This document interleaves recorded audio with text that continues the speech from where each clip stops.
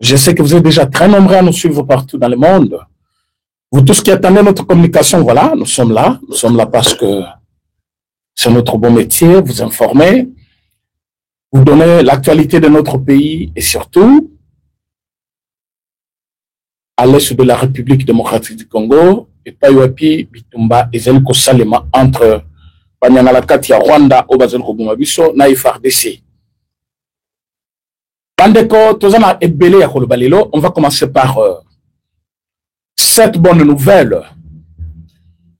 Monsieur Aimé Boji, jusque-là reconnu comme ministre de l'Industrie, Aoutaki Nabidje, a démissionné du gouvernement depuis hier soir. Lobby Ezalaki lundi, il avait démissionné de ses fonctions du ministre, membre du gouvernement, pour remplacer M. Vital Kamerhe. Ça chauffe à l'INC. Ça chauffe à l'INC. M.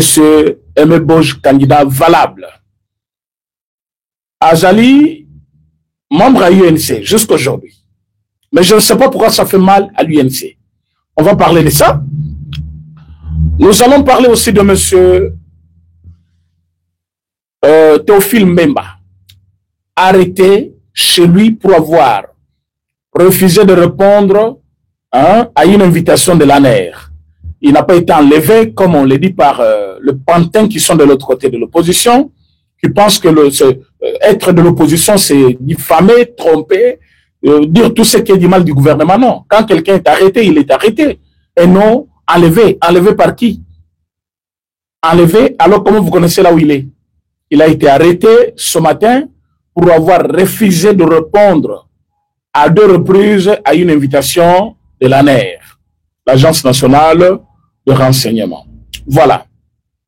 Nous allons parler aussi de fuite de M. Paul Kagame, qui est parti en, comment s'appelle le pays? Azerbaïdjan. Azali Kuna, la capitale Bakou, capitale il y a Azerbaïdjan. Il est parti là-bas, croyant qu'il peut stopper Fachi. Fachi a commis instoppable. Lui, il pensait que c'était un jeu, on va comme ça continuer à jouer, on va continuer à cesser les faits, tout ça, mais il a trouvé un monstre qu'on ne peut jamais arrêter. Alors, on lui a dit, non, allez là-bas, c'est là où il y a ses armes, tout ça. Tu vas sentir, ça va chauffer. Je vais encore parler de ça, mais commençons par cette bonne nouvelle. Pourquoi j'appelle ça bonne nouvelle?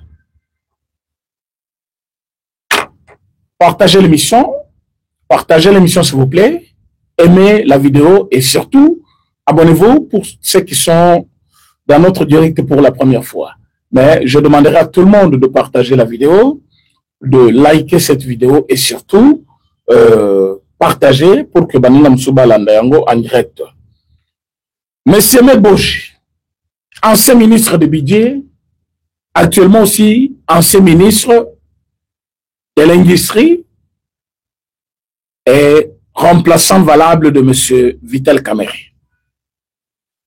M. Aimé Boji Sangara Azali originaire et à Sud Kivu, plus précisément dans les territoires de Walungu, si je ne m'amuse pas, Azali presque territoire Moko avec M. Vital Kamerhe. Si je n'ai pas oublié, et j'espère que c'est ça. Alors, M. Vital Kamerhe, président, il y a UNC. Aimé Boji, cadre de l'INC et cofondateur même. M. Boji a pris son temps dans Katia Parti jusqu'à quoi signer la fonction yaminene. Au chef de l'État, monaki qu'il était quelqu'un de bien, de sérieux, très sérieux avec son travail, très calme, mais il travaille bien. Et vous tous, vous l'avez constaté, dans le ministère Yabide, place Azalaki, dans le ministère où Yazali Lelo, Kobandame ministère Azaki Liboso Kuna, Bokomona que c'est un homme. Aujourd'hui, Azaki n'a 3e ou 4e ministère naïe avant de démissionner. Partout où il est passé, il a fait un travail impeccable, un travail de qualité. C'est un homme calme, discret, mais très actif partout où il passe. Et voilà, M. Aimé Boji aujourd'hui, qui devient pour M. Kamerhe une bête noire. Je me demande pour quelles raisons. Aimé Boji, c'est un citoyen congolais qui a des ambitions comme tous les Congolais, mais le fait d'être dans ton parti, ça ne fait pas de lui un bien privé Oyoko décidé Oyolingi. Alors, bon, lui n'a pas désigné Aimé Boji. Nazali Koyebisa, M. Kamere, que l'Union sacrée a un seul chef. C'est le président Félix Tshisekedi. Et puis, il faut dire à M. Kamere que le Congo, ce n'est pas son bien privé. Le Congo, d'abord, qui lui a dit que le Congo lui appartenait seul? Donc, à lui seul, le Congo, c'est un bien privé. Donc, quelqu'un d'autre ne peut pas décider. Il n'y a que lui qui peut décider, qui doit devenir président de l'Assemblée nationale, qui ne peut pas le devenir. Alors, où c'est, ezali fauteuil naye, oyo, ezali personnalisé. Soit l'ongwe, il faut zongi samoutuya alingi. Boy, ça me se camère que Aimé Boji n'est pas son esclave. Aimé Boji n'est pas son petit de course. Aimé Boji, c'est un citoyen congolais qui a déjà fait des grands ou assumé de grandes fonctions comme ministre plusieurs fois. Aujourd'hui, le président de la République, le président de l'Union sacrée, le chef de l'État, l'a choisi comme candidat et président à la tête de l'Assemblée nationale. Monsieur Kamere pense qu'il fallait battre Naï. Il y a peu Samuto Yalingi, ou à Koki Kozala remplaçant Naï. Biso Tolungulo Kuna. Pour que Yozongi Samuto Oyolingi, a comment Kamere double. Ou à l'attaque ka masque na yo banda ko dicté. O mutu bachewana azam mutu parti na ngai fallait ngana décider. Tu décides de quoi? Si le mutu parti na yo c'est pas là parce que président a tiki ba parti politique nyonso. Il n'y a pas un accord qui lie monsieur Kamere et président Tshisekedi à ce qui concerne l'Assemblée nationale. Il n'y a pas un accord pareil. Il n'y a pas un accord à l'Assemblée nationale. Plutôt à l'Union sacrée. Où est-ce obligé président de la République à nommer Kakamuto à INC? Il n'y en a pas. Il n'y a pas un seul accord qui donne à monsieur Kamere le pouvoir Yakopona remplaçant na niveau de l'Assemblée nationale. Il n'y en a pas. Donc, UNC, membre de l'Union sacrée, comme UDPS, comme MLC, comme d'autres partis politiques, Bazali Kozela, mot d'ordre, il y a chef de l'État. Et le président de la République a décidé que, après M. Kamere, que ce soit M. Mboji. M. Mboji, Azana Koué Mokona Kamere. Parfois, tu as Walungu, Bakokai Koloba, voilà, Balungulu Mutunabiso, Bachesko Nani. Balungulu Kulombo Bape Samutia Kasai, Bape Samutia Congo Central, Bape Sipo Senabiso Panani, Bakoloba Bongo. Selon la géopolitique, Moutouana Azali, Moutouya Sud Kivu. Azali pour représenter valablement Sud Kivu et surtout territoire ya Walungu. Azali wana président le membre à UNC parti à Kamere. D'ailleurs UNC pouvait être dans la joie. Mais UNC va se péliter. Basali ba réunion, basali ba communiqué, basali ba document. Moi je me pose des questions. Pour qui roule UNC? Pour qui roule monsieur Vital Kamere? Pourquoi il veut toujours un désordre partout? Pourquoi là où il est, il pense qu'il est mieux, il doit être mieux considéré que tout le monde? Pourquoi il pense qu'il faut azalakaka pourquoi il pense que choix est chef de l'État, il faut kaka et rencontrer la volonté naïe? Alors, je suis en train de dire à quelqu'un que Bokanga Yango Kobandalelo, Union sacrée sera instruit par le chef de l'État. Il n'y aura pas un autre candidat.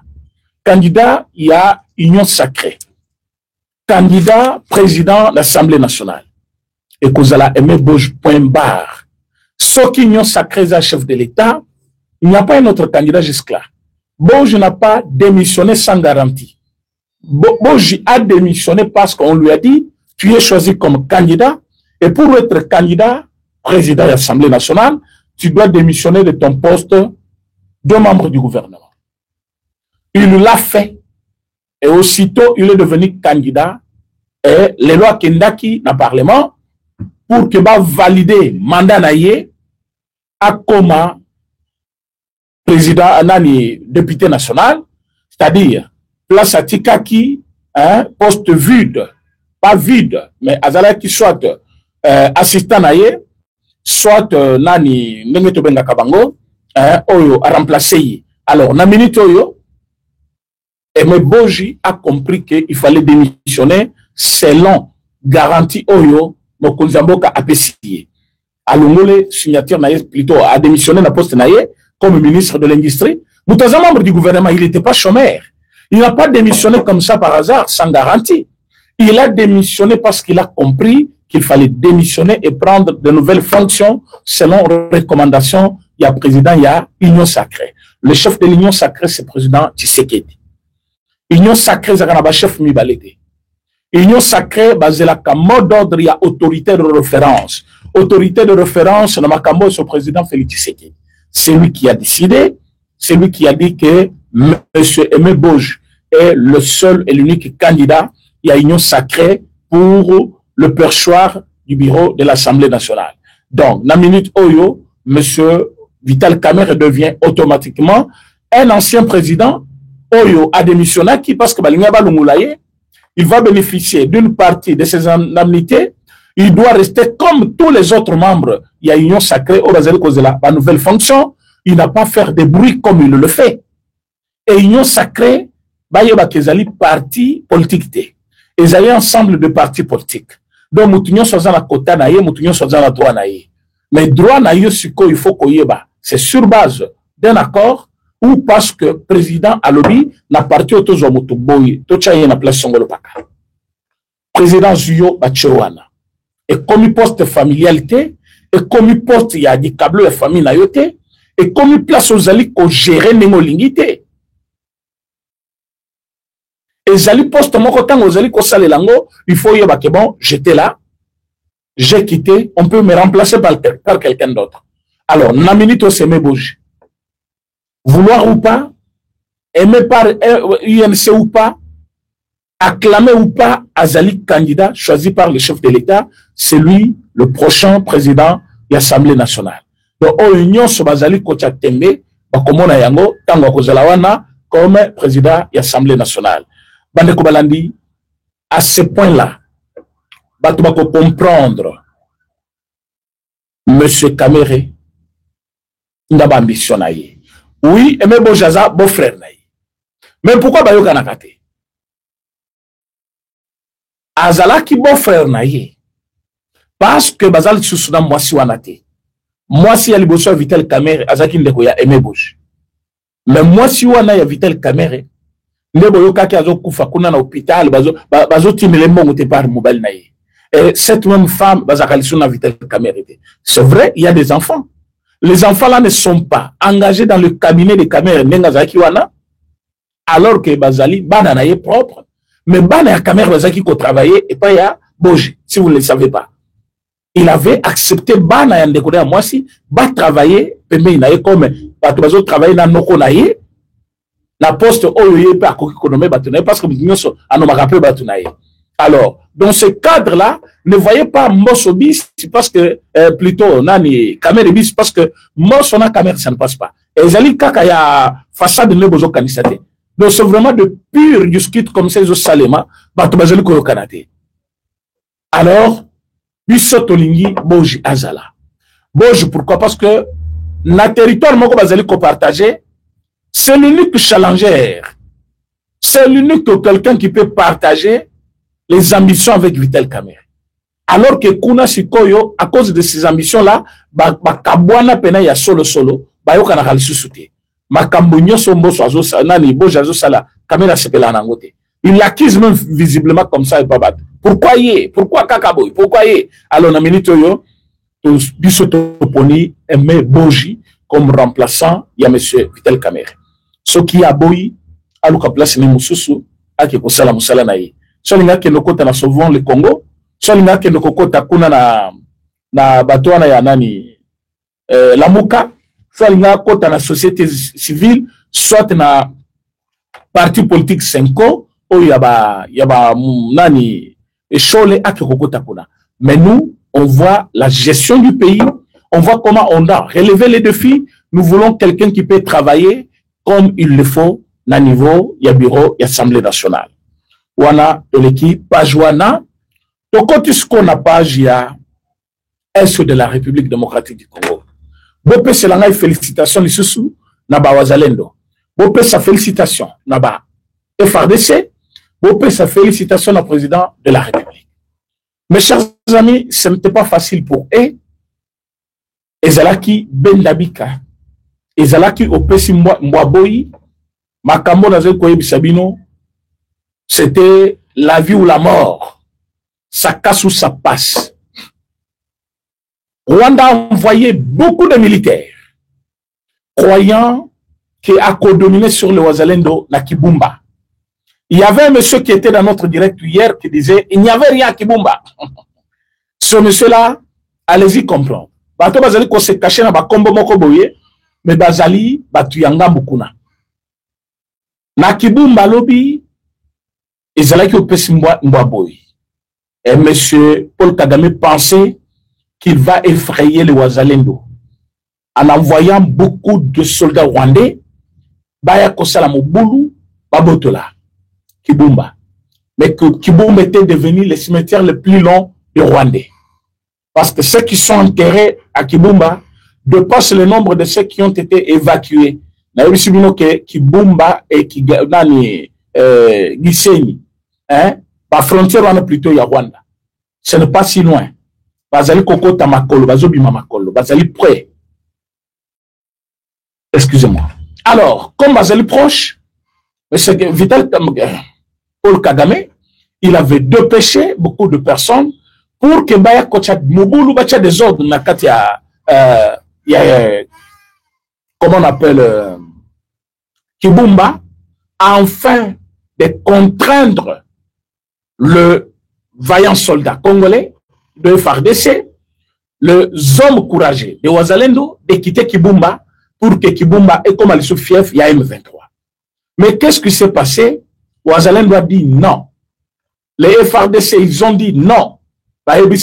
Nous allons combattre jusqu'à la dernière énergie.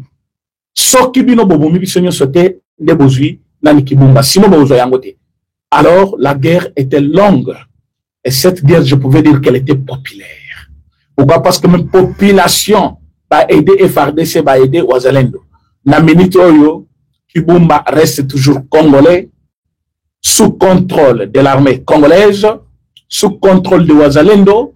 Kibumba n'est pas rwandais jusque-là. Kibumba n'a pas été pris par le Rwandais.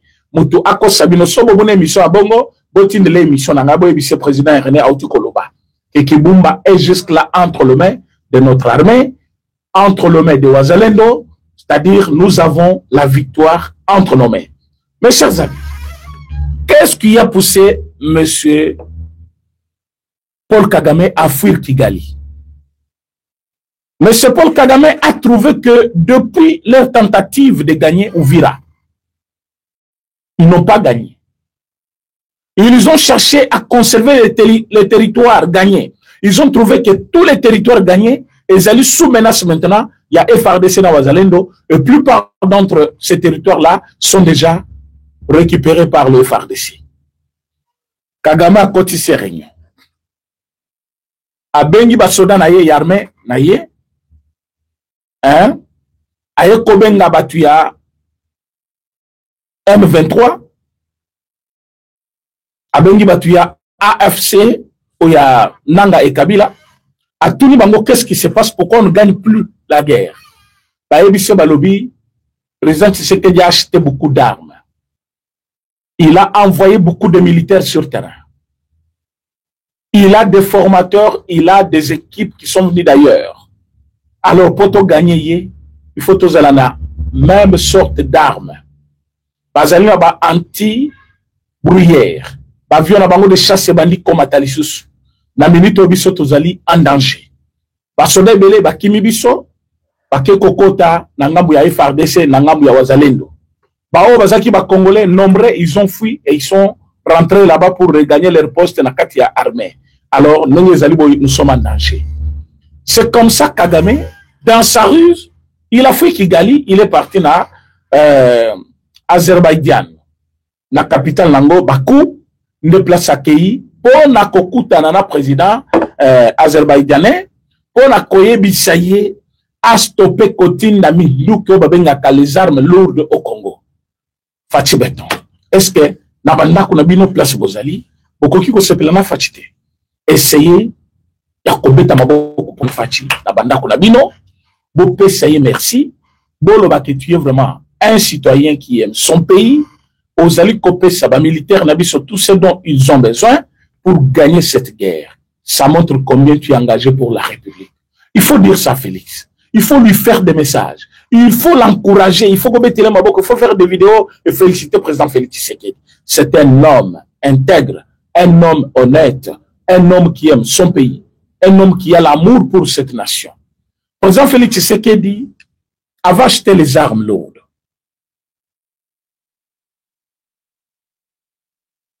Bakei, bakutani na minduko anasko sur terrain. Baluki suko comment bazwa même qualité si va découvrir place tous aux Minduki. C'est un pays qu'on n'a jamais cité plusieurs fois dans la mission Nabiso, mais na minute yo bakeko découvrir yango et zalika kayango te parce que toi na Minduki ou ta côté mon côté. Minduki Nabiso zo te na ba place belé ou to ko tangate. Et bon so bon est-ce que vous avez que musu tozo salangwa. To bandi pe o sama kamebele ao to ko italien nyonso te. Bakamoyo salema na lumbango et puis vous allez voir ce qui va se passer dans peu de temps.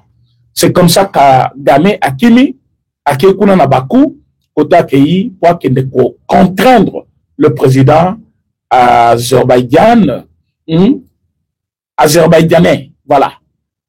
Azerbaïdjan, c'est un pays. Capitale Nangozali Bakou, le président azerbaïdjanais, Azali Oyo, Azali Kokambaskomboka Oyo, une ancienne république soviétique. Alors, capitale nango ezali ko traverser Asie et Europe. Ezali pays moko ezali ko traverser des continents. Alors, en ce moment ici, bazali ko luka empêcher biso.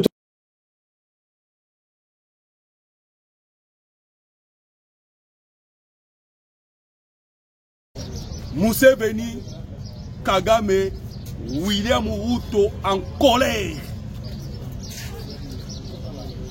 Le FARDC, la force aérienne, après avoir bombardé le pont Mungenge pour la 3e fois, les FARDC viennent de surprendre la mine de Tanguiza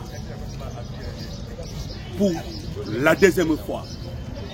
Ninezali Kolekana, Mbote Nabino ba papa, Mbote Nabino ba mama, Mbote Nabino no surtout bandeko, balandi ya de partout. Oyo bozali kolanda biso en ce moment. Na chaîne Nabino, na chaîne Nabiso, bozali ebele. Voilà pourquoi bozali ko remercier bino pour la confiance. Oyo bopesa kanabiso.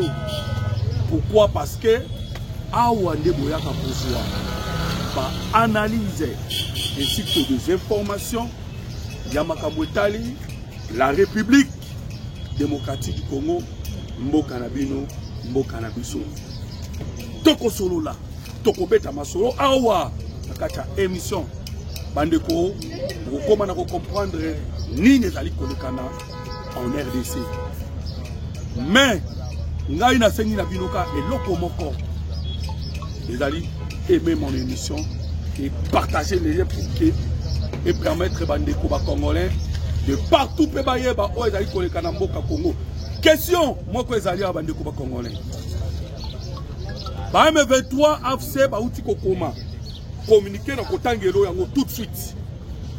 Ba lobi boye. Tozali ko sengana Mese Chilombo, abenga kaboko zamboka Chilombo. Tozali kosenga na Mese Chilombo à respecter les cessez-le-feu. Nous voulons les cessez-le-feu. Bandeko, parce qu'on a kobete lo masolo.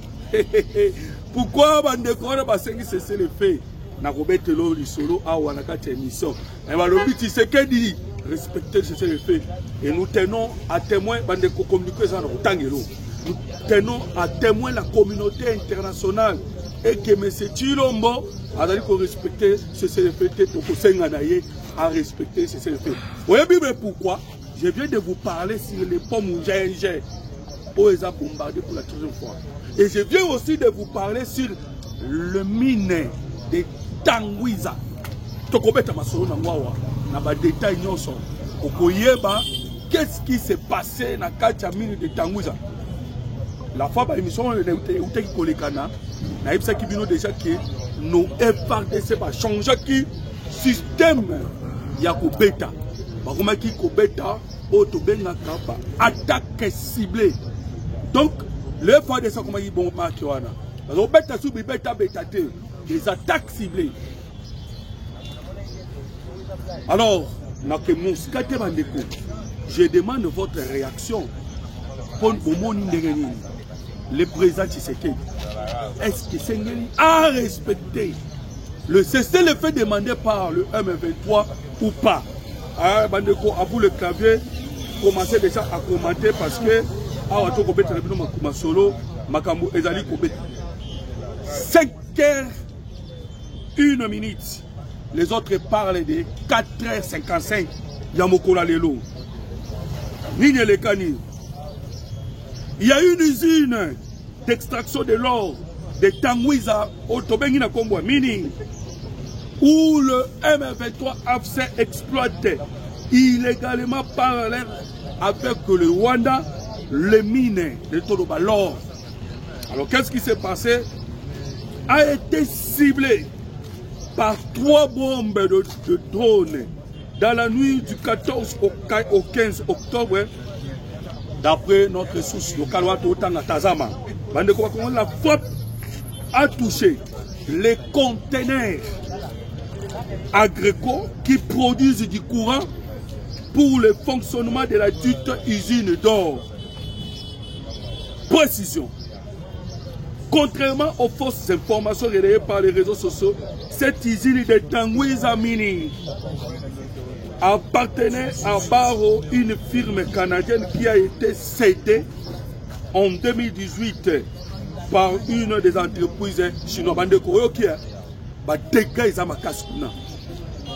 Générateur Eziki, générateur Wana Mouneni, il y a qui déposé avec Germineni, générateur KO. Les véhicules qui transportaient les minéraux dans Rwanda, oui, mais rébellion forcément c'est dans Rwanda, détruite. Bandeko et d'autres, s'équipement, il y a technologie, il y a Sarakana, Tangiza Mining, réduit en poussière par les forces armées de la République démocratique du Congo, ou à la force aérienne. Naïbisa Kibino na ba émission de Kanaki que nos FARDC va changer système. Bande kwa komi na système ya ba attaque nocturne. Webi ba M23 ba laki na système moko boye o ba longela biso ba guerre. Naïbisa Kibino la fois dernière que ba bundaka na système ya kamwa pa wa muke ainsi que na munduki na gauche. Ba tumula ka mabulu ba bata maka ba ya lopo ba mpuku. Bazaki peut combattre par le système de des armes nocturnes.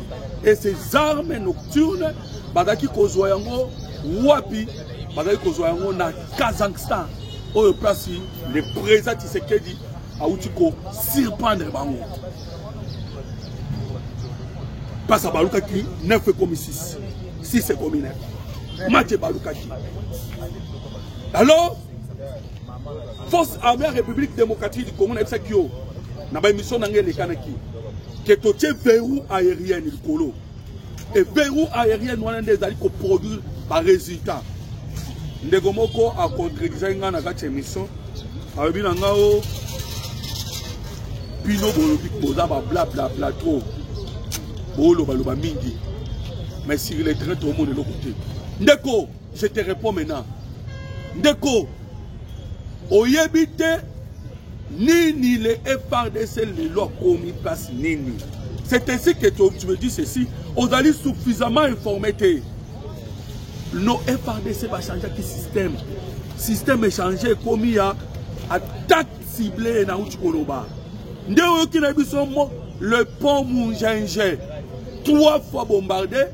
Maramoko Basili Mayele Yagokene Nango Walikale. Pont Moungenge 3 fois. Brûlé, 3 fois bombardé. On a eu Ebiso, mille de Tangouza, on a eu la 4e fois, 2e fois. Il y a un peu de et rébellion à l'objet que Bitumbe changé forme, régime, il y a qui ça, ok.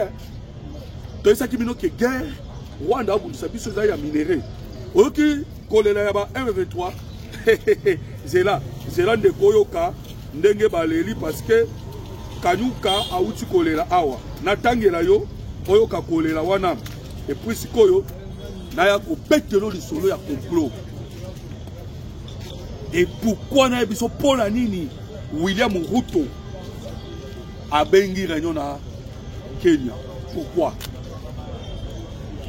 Na betolo di solo pona nini William Ruto a bengi réunion na Kenya? Je vais vous le dire. C'est pas pour rien.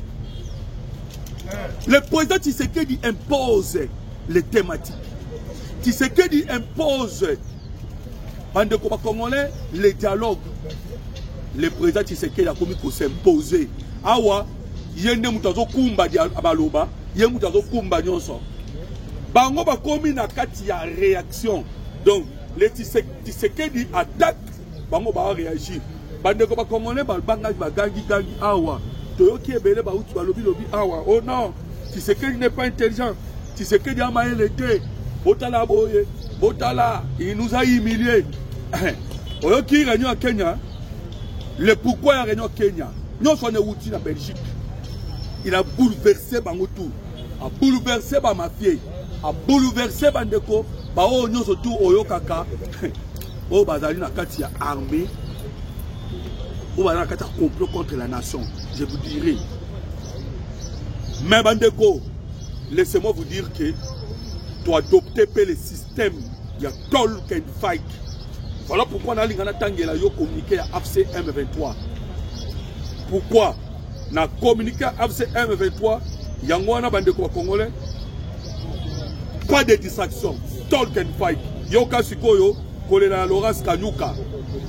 L'Alliance Fleuve Congo, mouvement du M23 AFC, porte à la connaissance de la communauté internationale. Conformément à ses pratiques habituelles, les forces coalisées du régime de Kinshasa ont lancé d'intenses bombardements sur des zones densément peuplées.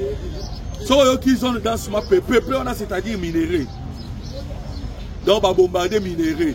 On va continuer sur les zones densément peuplées et sur nos positions dans le sud Kivu et le nord Kivu. Quelques heures seulement. Bandeko, on a souligné déclaration Oyo. Parce que je vais parler là-dessus. Yoka. Quelques heures seulement après la signature d'un protocole de cessez-le-feu à Doha le 14 octobre 2025. Le 14 octobre 2025, il y a eu une signature, il y a un protocole d'accord au bâtiment, le MCVS, le mécanisme coordonné de vérification et sécurité. Et Zalinini, ce mécanisme, bande de Koba Congolais, et un mécanisme pour vérifier la sécurité, non, pour le respect à cesser de faire dans Koba. MVC, MCV, qui veut dire mécanisme conjoint de vérification du cessez-le-feu. Et cinéma qui lobby. Alors, tellement que les Rwandais sont en difficulté dans le à cause il y a des drones d'attaque. Bandeko oyo outil Inde. Vous voyez que la technologie là-bas. Et même mon émission est partagée. Je vais encore vous poser une question. Mais maintenant nos émissions sont partagées.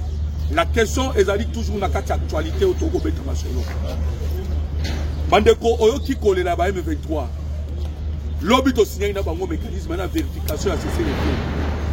Alors, tant que vous avez zongi, balobia cessez-le-feu koti. Zoka, bamiko cité. 4h du matin, 4h55. Frappe. De balobi kiti. RDC to. Oh, que to violete. To saleli kaka oyo Paul Kagame. Batangi saye. Bandeko Kagame atanga talk and fight, ou est en anglais, qui veut dire combattant.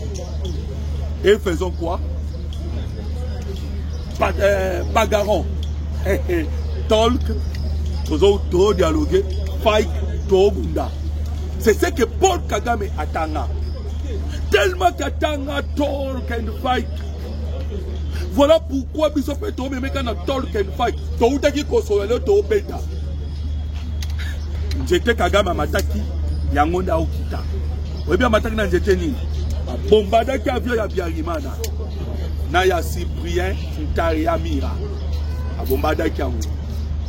Quand on sala kike, quand on bombardé avion wana, Bandeko directement produire. Il y a continué à pouvoir. Encore on peut gagner pouvoir bongo. Donc quel est le système à talk and fight. Alors Bandeko Sikoyo, tu sais qu'il y a côté qui trouble. Je vous rappelle que Rwanda, Uganda, na Kenya, Bangone Moutou va déstabiliser SARDC et appuyé par les États-Unis d'Amérique. Je vous rappelle simplement. Et Bamboka wana misa tout lelo. Yakobata meza souste. Tant que tout le monde a comme Laurent Désiré Kabila, et ça quand le gars bomba biso biso. Tu es bagaté que na sima musée Laurent Désiré Kabila, le Rwanda, l'Ouganda et le Kenya bazalaka. Tu es bagaté. C'est maintenant que Sikoyo tu es découvrir que la sima wana bazali parce que aujourd'hui c'est clair. L'AFC et Botami na Kenya. Le M23 et Botami na Rwanda. Ainsi que le CRP. Oh, les alaka, c'est les akaba. RCD-KML. Il y a Thomas Lubanga. Les alaka RCD. Déjà, il y a RCD. Après, le mouvement Zahir. Les lots au Babenyango, CRP. Une rébellion. Bande Koba Congolais, rébellion à Nani. Il y a Ouganda. Vous comprenez, hein? Rébellion, il y a Ouganda. Rébellion, les trois, bande de Congolais, en complot. Tu sais que les a tellement troublés que Awato Kobeta Masolo, lobby Basangana qui na Kenya. Mais Bimi Réunion a peu perdu. Basangani na Kenya, mais Bimi Réunion a peu perdu. Parce que maman Mano Stou Bazawana, Bazali, Bayi peut perdre au Basangana Kikuna. Mais biti na mwezani. Qu'est-ce que le Kenya est en train de chercher? Bandeko wana ba lukanini na kati ya Bosangani wana. Quel est leur objectif? Quelle est la mission ba koluka? Derrière Hippolyte Kanambe. Bandeko, parce que nous vous avons déjà dit que les complots ce sont les trois nations plus les États-Unis d'Amérique. Mais tellement que les États-Unis d'Amérique il y a eu des mouvements. Ce n'est plus encore Clinton, mais le roi est commis Nani, est commis Donald Trump. Donald Trump, oh, a lobby, pas question. Alors comprenez que, dans le moment où on commet à Masolo, si c'est Balou qui neuf. Mais quand c'est Bandeko, on a pas connu Kanyin. Bandeko, tu sais qu'il y a toujours une avance. C'est un aigle. Kenya, Ouganda, na Rwanda, baolela. Ogoy sanga ndeko mais ozomona tiki guerre na est yonde omona. Parce que je vous ai dit que le système est changé. Est-ce que le colonel wa kufaki na na betelio pour ouest ya ba wazalendo na ko betelio so ba wazalendo na suka émission. Comme mikolo na baki na no ba ba wazalendo na suka émission. Est-ce que je vous ai dit ce que les wazalendo ont fait? Bazada na Nyangezi. Ndeko, wazalendo ba na Nyangezi. Pourquoi Tokolo? Parce qu'il y a des Congolais qui nous posent des questions. Ah, Ozimbo Kaboy, Bozimboé, et bon Mana Bukavu, Bandeko. Lorsqu'on monte par l'ennemi, comme il Sangana na Kenya, parce que nous avons un niveau Kenya, va réunir leurs forces et à pas battre sur le terrain. La République démocratique du Congo a un stratégique. Tu as récupéré Goma, tu as récupéré. Non, stratégique. C'est-à-dire, tous les Rwandais, parce que Miko Tromo Rabongo, born in Rwanda, to dire in DRC, qui veut dire né au Rwanda, mais décédé en RDC. Né au Rwanda, décédé en RDC. Les stratégies en Rwanda, détruisons leurs armes, technologie là-bas, surtout logistique là-bas. Détruisons leurs officiers. Tous les officiers vont détruire. Tout détruire sous site minier. On comprend les stratégies. C'est comme ça. Site minier, ils sont en difficulté. Voilà bakel sangana na Kenya. Tshisekedi leur a donné un coup fatal.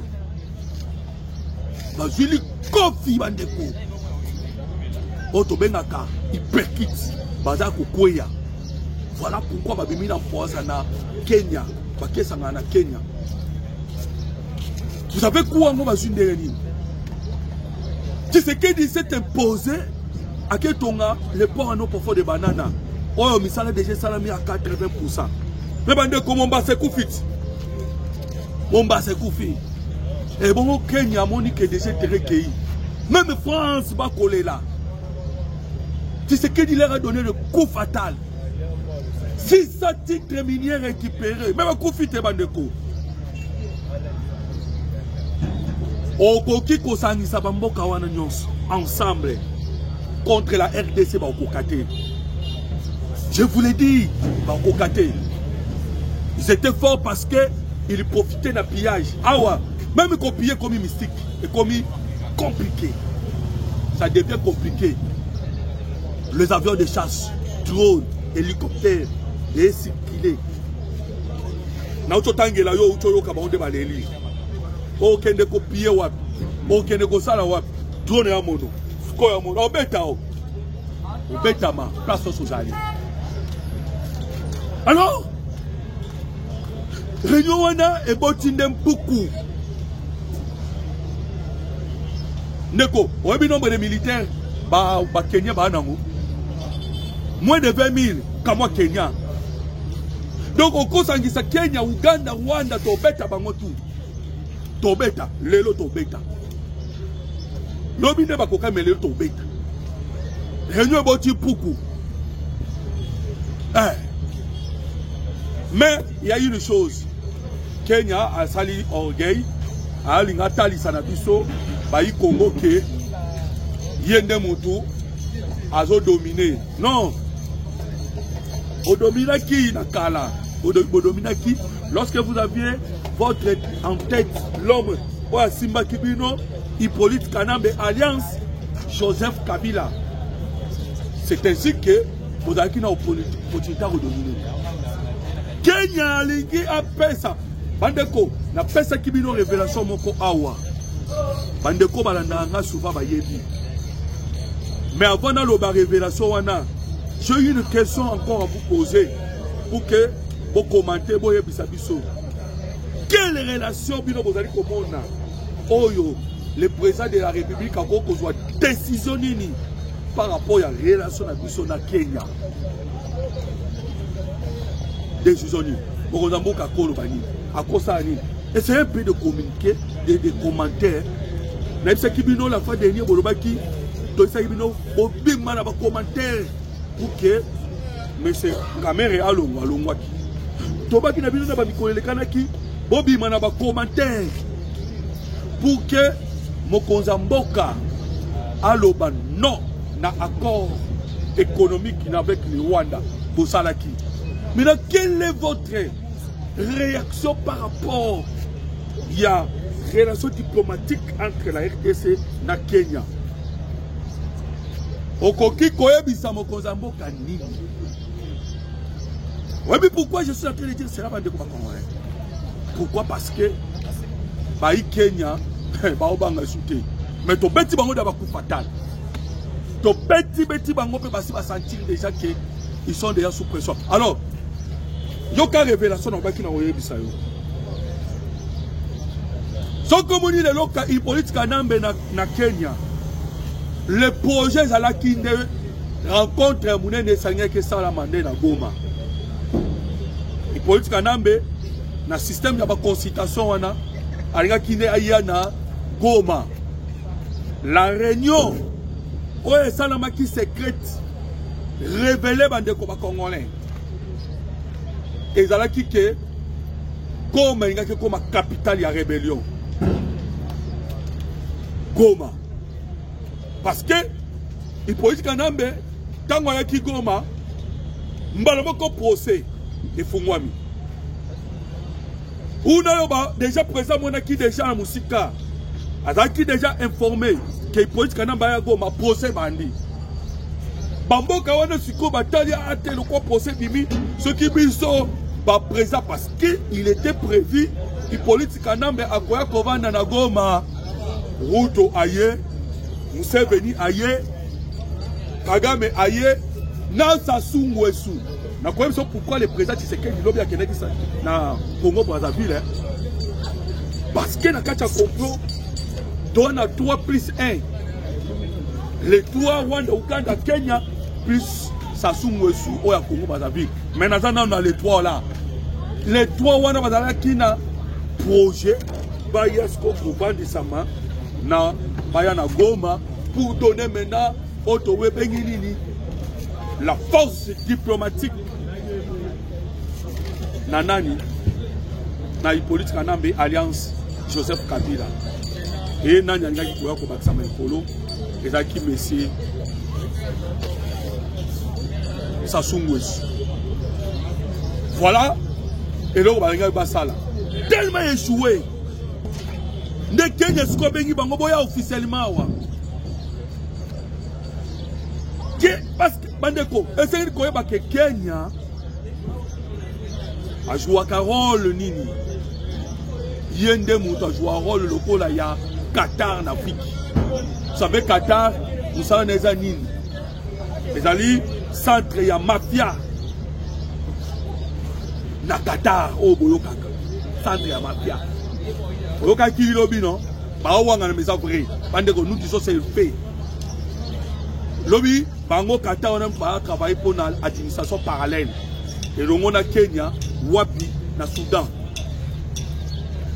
oh yo kakaba FCR rébellion na Soudan FCR bango pe sous Qatar wana omoni ndenge bakende ko senga ba M23 ba ya non bango tu ba aller la cesser les faits parce que les M23 sont en faiblesse et kaka bango wana va travailler pour l'administration parallèle pour na Goma bango wana. Maintenant, ils sont en difficulté. Voilà, quelques sangana, congolais, pour que Babounissa, notre pays, la République démocratique du Congo, va lancer la guerre. Mais, il y a un document, document, ils ont dit déjà, le Congrès américain. Tu vois, ça qui vient dans l'émission, les Kanaki, document, ils ont dit le Congrès américain. Document, ils ont un objectif fini. Ma méta qui déjà William Ruto en garde par les États-Unis d'Amérique. Aebisaki na Massad Boulos allait mettre en garde William Ruto. Bandeko, Amérique avertira qui bango tout. Banana Ruto passant par Messi Museveni, Paul Kagame, Sassou Nguesso. Même le président là à Nigeria, comme on est là, ni sous. Ceux comme on est là, vous savez, nous bandez quoi comme on est. Aïbisa bango nyonso. Parce que bango ne batia kamisu na bango na Congo. Il les avait mis en garde. Et Congrès américain bandaki kokoma document pour que ba lukaba changer, ba revoir relation. Il y a États-Unis d'Amérique avec le Kenya. Revoir les relations. Il y a un document de quoi ils ont déjà kokota na kacha Congrès américain. Ah, ndeko moloto. Nazolo ba ba question autour na ngai. Ah, ndeko moloto. Vous si vous faites confiance pourquoi aux États-Unis d'Amérique? Vous pensez que les États-Unis d'Amérique va jouer à double G? Hein? Faites attention. On a répété ma question à Bino. Est-ce que vous avez que l'objet de un forum international, forum entre la RDC et les États-Unis d'Amérique? Vous avez que tu as un forum lobby. Bande comme Congolais. Forum on a le collègue au Salamaki Union européenne. Vous avez que l'Union européenne basala qui gateway na Belgique. Gateway basala qui na Belgique et ça qui pour na européen. Biso Congo to sali forum o ya biso entre la RDC et les États-Unis d'Amérique. Mais ce qu'on dit, l'impact il y a Onemi Balé, qu'il est qu'on a Ambongo. Ambongo te dira. Pourquoi? Parce que Ambongo, Yende Adali porte-parole. Il y a l'Union européenne. Lorsque Ambongo vous dit que oh non, au monde tu sais qu'il a tout donné aux Américains. Il ne reste rien. Il ne reste rien. Nous avons répété le Ambongo. Tu sais qu'il a tout donné aux Américains. Il ne reste rien. Cela veut dire quoi? Cela veut dire que l'Union européenne a l'élaki. Et tu sais que l'Union européenne n'a pas tué. Tout ce qui m'a dit. Ayabisa qui n'a pas boyé. Bino ce qui va continuer kaka. Bino ce qui va continuer kaka au Kanamana Paul Kagame. Alors que Paul Kagame ne peut que donner l'ordre. Je suis en train d'interpréter Malobamokozabo. Alors que Paul Kagame ne peut que donner l'ordre. N'a pas même fait se retirer aux Kimia. Bino peut investir.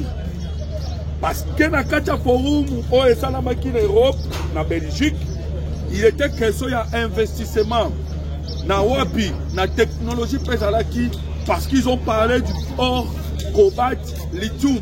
Donc vous comprenez que nous sommes dans la carte Masolo. Et le même forum, ce qu'on a aux États-Unis d'Amérique. On s'est dit bois de fer. Hein? Voilà pourquoi je suis en train de dire dans les Congolais, de partout, que comprenez que les États-Unis d'Amérique, il y a Sikoyo. Madame mon Amérique a Kalaté. Hein? Mais qu'est-ce qu'on va dire mon Amérique a Kalaté? Il y a Sikoyo. Bazali pour collaborer dans le Congo. Ils vont regarder la RDC dans la fenêtre. Comment on a Congo dans la fenêtre? Alors, les Congolais aiment l'émission. Comment ça a été partagé. On dit Sikoyo, la main tendue, la Mokozamboka, la Paul Kagame. Et tourner vers les bombardements. Tu dois comprendre les politiques. On a un opposant. Opposant, c'est ça. Alors que le M23, c'est un mouvement rebelle. On va reconnaître les rebelles. Mais c'est ça qu'on a battu. C'est ça qu'on a battu. L'homme a un monde à Vouemba. Na Rwanda. Il n'arrive même pas à comprendre. Bande côté, c'est qu'il y a comme il lancé à l'icolo. À ce même bangon à rythme. À même bangon à gauche. À même bangon à droite. Bah quand même pas qu'on résister. Bah qu'on résister. La main tendue mais l'homme a bêti. Ils ne comprennent pas. Maintenant, mon condamné a fait ce bango devoir à domicile. Vous voulez le dialogue interne? Boya, oui. Tout ça, le dialogue interne, selon votre volonté, selon votre désir. Il y a tout ça là, dialogue interne. Mais condition. Bon, pour ça, la déclaration vers le pays agressé. Bandeko, bisous tout ça la guerre médiatique. Bisous tout ça la guerre médiatique. Ponako. Surtout à Paul Kagame. Nous vous disons que les Rwandais ne même pas guerre médiatique. Attaque guerre. Force à Ouganda des alibas congolais, il y a opposition. Opposition, il y a comme opposition contre la RDC. Contre leur propre nation. Vous imaginez que le Kozamboka a lobby que la main tendue en Rwanda, mais nous ordonne à Paul Kagame de faire sortir ses militaires dans le sol congolais. Les opposants par le bureau Tshisekedi a humilié Bissot. Mais depuis Tshisekedi dans le bas, dans la même dégâts, Tshisekedi comme ma réunion à Kenya Mbang. Tshisekedi a bouleversé tous les calculs. Même l'Union européenne a télémis. Déjà Maxime Prévost, le ministre des Affaires étrangères, commençait à dire n'importe quoi. Hein? Dialogue interne. Mais tu sais qu'il a dit, ok, bon, il dialogue interne, ça va. Mais d'abord, maintenant, on dit, Kagame, ok, il ça va soda na yo. Bon, on a encore ça dialogue. Obo Luka. K.O. Alors, Bendeko, n'a pas qu'on a avant la 6 émissions, n'a pas de l'homme à Kamoué, les Canana, Nyangezi. Na Nyangezi, okozwa ba détail nango bandeko na émission ekoya. Je vous l'ai dit que ton petit en désordre. Wa to ko ba bandeko na biso ba wazalendo ba petit en désordre. Ba petit. Nyangezi est en secret en ce moment. En secret. Par qui? Par nos frères. Oto benga ba wazalendo. Mais ça na makindengeni. Le Rwanda na minute yo ba ko tambola te. Souvent dans la kasoki mitube bundami bango batinda ka renfort et utaka Rwanda ezo ya mbangu mbangu. Mais cette fois-ci Kagame a tinda sur renfort te. Bandeko Kagame a kotinda sur renfort te. Batu bakufi mingi. Kagame a kufi si ba officier ba parents ba komi kolela. Trouble na Rwanda ba famille ya ba famille ya ba auto kobenga ba Rwandais. Bah oui, non, Kagame, aussi ici, bah tout trop. Bandeko, vous savez que ma famille, on a baléli trop. Parce que, bah, on a ok, Congo, bah, ok, Congo, bah, ok. N'en a eu ta quoi, Bissau. Born in Rwanda. Mais, bah, ok, Koufa na Congo. Né au Rwanda, Koufi, décédé au Congo. Vous voyez pas que Kagame est responsable d'un million de morts. N'a abisso ba Congolais, n'a ba Rwandais. Tout ça n'a bénéfice à nani. Il y a des Américains ou des communautés ou des internationales. La France, anglo-saxon tout. Parce qu'il y a beaucoup de témoignages qui ont 1%, 99% dans ce Kendaka et pas Nabango. Donc tu peux tuer les Congolais, tu peux tuer les Rwandais. Pour l'intérêt à Batoualibanda. C'est ainsi que, Awana Kobeta no Masolo, la ville de Bukavu est en secret. Oyebi Nyangezite, Jokas Konabetoro du Solo. Nassid Kivu, nous avons 8. La Bible, 8 territoires. Mais parmi les territoires, tu as un territoire de Walungu. Walungu a 1800 km². Walungu. Na 1800 km² à Walungu, bande ko bakongolais. Nyangezi azali, Kamanyola azali. Na bitumbe tamiskoyo. Tout près de Nyangezi. Nous avons récupéré Bamboka, ils ont tout autour de Nyangezi. Pour récupérer en gros. Et après qu'on récupère, Bandeko, Ndeoyo Kisikoyo, moyen Kagame Atinda renfort à Lembi. Atinda qui 4 bataillons, Baouti aussi à Bangono Sonamai. Kagame à Lembi. C'est pas pour y aller M23 comme Kosenga cesser les faits. Kagame a aucun souci. Alors aimez mon émission, partagez les liens. Tokutani prochainement, Otobeta, Masolo ya Nyangezi en beaucoup de détails. Le numéro de téléphone c'est le plus 243 89 40 330 80. Plus 243 89 40 330 80. Aimez l'émission et partagez. Que Dieu vous bénisse partout. Que Dieu vous bénisse.